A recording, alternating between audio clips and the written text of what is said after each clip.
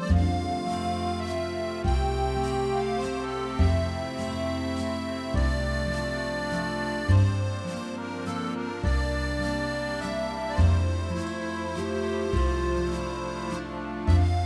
Everyone, good morning. कैसे हो आप सब लोग? आशा करती हूँ कि आप लोग अच्छे होंगे। तो आज का ब्लॉग मैं स्टार्ट कर रही हूँ मॉर्निंग से।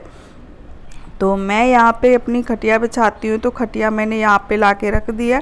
उसके बाद में सारे कपड़े वपड़े जो बिछाती थी वो सब खड़ी करके यहाँ पे रख देती हूँ। और अभी घर का कोई भी काम नहीं हुआ है, सारे काम बाकी है। अगर आप लोगों को मेरा ब्लॉग अच्छा लगता है और आप लोग डेली देखना चाहते हो मेरी लाइफ को, तो प्लीज़ चैनल को सब्सक्राइब ज़रूर कर लेना। तो ये देख लीजिए, यहाँ पर मैं अच्छे से बैठ के से बेडशीट अच्छे से कर दूँगी। ये बेडशीट मैंने अभी ही ख़रीदी है। जब बाहर मैं मतलब मार्केट साइड में ही रहती हूँ, तो नीचे कभी कभी बेचने के लिए आ जाते जो चद्दर वाले होते हैं वो।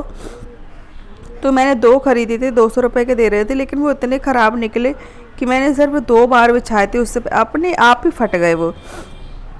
उसके बाद फिर मैं मार्केट गई थी ना, तो मार्केट से मैं ये वाला लेकर आई हूँ। उसमें तकिए के कवर का भी कपड़ा दिया हुआ है, लेकिन अभी मैंने इसको कट करके सिला नहीं है, सिलना बाकी है। एक और भी है, तो मैं सोच रही हूँ पहले उसके तकिए के कवर काट के सिल के फिर उन्हें बिछाऊँगी। ये तो ऐसे ही बिछ गया। अब इसको धोने के बाद मैं कट करूँगी ना, तब मैं इसके तकिए के कवर सिलूँगी। और एक बात और, ये वेलवेट के हैं, तो वेलवेट के क्या होता है कि आराम से चिपक जाते हैं बेड पर, गद्दे से इधर उधर भागते नहीं है। वरना सादा वाले बिछाते ना तो वो इधर उधर भाग जाते, खिसक जाते। और एक मोटे कपड़े में है, तो ये तकिए के कवर में निकाल लेती धोने के लिए। और टीवी हमारी हो गई है ख़राब, टीवी को रिपेयरिंग करवाना है, तो देखते हैं। देखो, मिडिल क्लास फैमिली के लिए एक चीज़ बहुत भारी पड़ जाती है। जैसे कोई भी, अभी हमारा कल बाटला ख़त्म हुआ है, कल सिलेंडर ख़त्म हो गया है, तो उसको भरने के लिए भी 1000-1200 रुपये चाहिए। टीवी रिपेयरिंग करवाएंगे तो उसके लिए 1000-1200 नहीं, कम से कम 1500-2000 रुपये चाहिए। तो पैसा उतना ही आता है घर में, तो मेंटेन करना बहुत ज़्यादा मुश्किल हो जाता है। मैं गांव गई थी तो 2 महीने का मेंटेनेंस, 2 महीने का लाइट बिल, 2 महीने का रूम भाड़ा इकट्ठा हो गया है, तो बहुत ज़्यादा मुश्किल होती है। लेकिन भाई जो रहता है उसको साथ सब कुछ झेलना पड़ता है।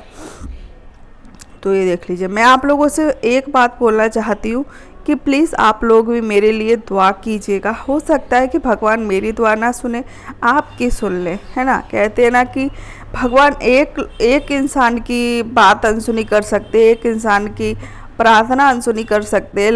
जब आप लोग बहुत सारे लोग करोगे तो किसी ना किसी की प्रार्थना तो सुन ही लेंगे कि मेरे घर में भी कोई बेबी आ जाए और हमारी फैमिली भी कंप्लीट हो जाए। पता, इस बात पे बहुत लोग मुझे ताने मारते हैं। कोई मेरे मुंह पे बोलता है, कोई मेरे पीठ पीछे बोलता है, लेकिन मतलब डायरेक्टली नहीं बोलते, लेकिन इनडायरेक्टली सब लोगों ने बोल दिया है। सब ने मुझे ताना दिया, ऐसा कोई नहीं है जिसने ना दिया हो। मतलब डायरेक्टली नहीं देते, लेकिन इनडायरेक्टली सब ने दिया है। लेकिन कोई बात नहीं, हो सकता है तुम्हारे ताने से ही भगवान सुन ले, है ना। वैसे तो अब मैंने अपने हिसाब से कोई पाप नहीं किया है, लेकिन क्या करें, क्या पता पिछले जन्म में क्या किया, वो तो कोई नहीं जानता, है ना। तो ये देख लीजिए, लेकिन मुझे भगवान पर पूरा भरोसा है। आज नहीं तो कल, कल नहीं तो परसों, कभी ना कभी तो वो सुनेंगे ही। ऐसी बात नहीं है कि वो सुने नहीं। तो चलिए, लेकिन अभी हम किसी को कुछ कह नहीं सकते, हमारी मजबूरी है सुनना, तो हम सुन रहे हैं सबकी, है ना। लेकिन उनको ये नहीं लगता कि मैं खुद ही दुखी हूँ और आप ऐसी बातें करके मुझे और दुखी कर रहे हैं। तो मेरे मन से क्या कुछ बातें नहीं निकलेंगी क्या? ज़रूर निकलेंगी। तो छोड़ो, अब मेरा बर्थडे आने वाला है, तो आप लोगों को बता देती हूँ। मेरा बर्थडे आने वाला है धनतेरस का। सोच रहे हैं कि इस बार मैं अपना बर्थडे मनाऊँ। देखो, मेरे बच्चे तो है नहीं, तो हम छोटी छोटी खुशियों में ही खुश रहते हैं। मेरे बर्थडे मनाती हूँ, मेरे हस्बैंड का बर्थडे मनाती हूँ, हमारी एनिवर्सरी मनाती हूँ मैं। तो देखते हैं कैसे क्या मनाते हैं। अभी तो थोड़ा टाइम है, उससे पहले करवा चौथ आएगी, तो करवा चौथ के लिए भी शॉपिंग करने जाना है। तो आप लोग बने रहिए कि क्या क्या सामान खरीदते हैं और कहाँ से खरीदते हैं, ठीक है। तो चलिए, सबसे पहले मैंने झाड़ू लगा दिया, उसके बाद मैं पोंछा लगा दूँगी। और इस बार में जब मैं मम्मी के यहाँ गई थी ना, तो मम्मी ने मुझे पैसे दिए थे। मैंने वहाँ से साड़ी नहीं ली, क्योंकि मैं गुजरात में रहती हूँ, सूरत में रहती हूँ, तो यहाँ पे साड़ी थोड़ी अच्छी से मिल जाती है कम रुपए में, तो बस मैं यहीं से लेने वाली हूँ।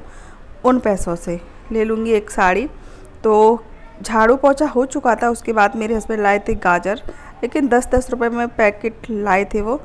तो वो पैकेट मैं क्या करती हूँ, इसको थोड़ा कट करके अच्छी थोड़ी बहुत ख़राब है उसको कट करके हटा दूँगी और अच्छे इनको धो के रख दूँगी जिससे कि ख़राब ना हो, है ना। और उसके बाद जो भी काम है वो सारे निपटा लूँगी मैं, फिर मैं आराम से 2 घंटे के लिए सो जाऊँगी कपड़े वपड़े सूखने के लिए डालने के बाद। तो चलिए इनको धोने के बाद फिर मैं यहाँ पे किचन का क्लीनिंग करती हूँ।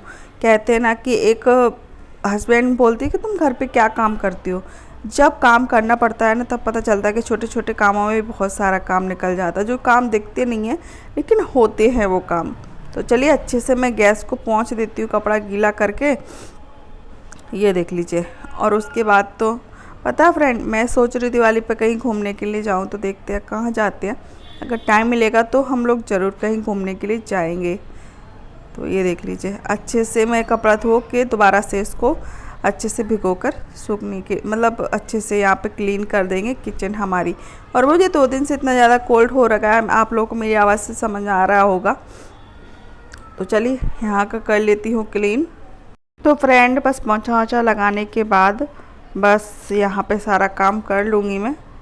तो चलिए जल्दी से लगा देती हूँ, फिर मैं बस यही लास्ट काम है मेरा। ये करने के बाद फिर मैं थक जाती हूँ, थोड़ी देर आराम करूँगी, 1-2 घंटे तक सो जाऊँगी। फिर शाम को जागूँगी ना तो कपड़े वपड़े उठा के लाऊँगी, उनको घर ही करके रखूँगी। फिर रात के खाने का तैयारी करूँगी। अगर घर में थोड़ी बहुत धूल आ जाती है तो उसको झाड़ू लगाऊँगी शाम के टाइम। तो मैं सो गई थी, सोने के बाद जागी हूँ। जागने के बाद मैं कपड़े उठा के लाई छत से। देख लीजिए बिल्कुल अंधेरा सा हो चुका है, क्योंकि 6 बजे से अंधेरा होना स्टार्ट हो जाता है, क्योंकि अभी दिवाली आने वाली, सर्दियों के टाइम में जल्दी अंधेरा हो जाता है।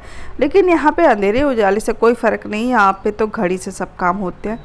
9 बजे 7 बजे जगना है तो 7 बजे जगना है, 9 बजे तक खाना बनाना है।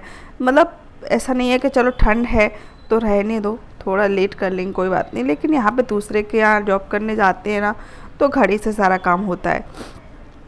तो ये देख लीजिए मैं लेकर आई थी हरी वाली अरहर की दाल की फली। तो इनको मैं छील के बनाती हूँ। कहते हैं इसमें बहुत ज़्यादा प्रोटीन रहती, बहुत ही ज़्यादा मतलब हेल्दी रहती है। तो मैं ये छील के बनाऊँगी, इसमें आलू नहीं डालूँगी, सिर्फ यही मसाले के साथ बना दूँगी। अभी तो मेरा ब्लेंडर भी ख़राब हो गया था तो उसको रिपेयरिंग करने के लिए देना है। और एक बात मैं आप लोगों से पूछना चाहती हूँ, ज़रूर बताना, मेरा लाइट बिल बहुत ज़्यादा आता है, उसका कोई सॉल्यूशन हो तो बताना कि मतलब कहाँ क्या करना चाहिए। अगर लाइट बिल बहुत ज़्यादा है, मैं इतना यूज़ नहीं करती लेकिन फिर भी बहुत ज़्यादा आता है। और फिर उसके बाद मेरे खाना बना लिया था, खाने के बाद मेरे हस्बैंड आ चुके हैं घर पे और वो लेकर आए कुछ सब्जी, तो मैं आप लोगों को दिखाती हूँ। ये देखो फ्रेंड्स, ज़िंदगी में पहली बार मेरे हस्बैंड सब्जी लेकर आए हैं, वो भी कितनी सस्ती। ये देखो 10-10 रुपए के करेला तीनों, बच्चे कितने ग्राम दिए वो? ये देखो 10 रुपए की है, कितनी सारी मिर्ची। ये गाजर को क्या बनाए? गाजर वैसी है, खराब नहीं है वैसी गाजर, वो पीली वाली यूं कम रहती है। ये देख लो, इनके लिए 1 लाख जरूर कर देना। इनकी सब्जी कहाँ है?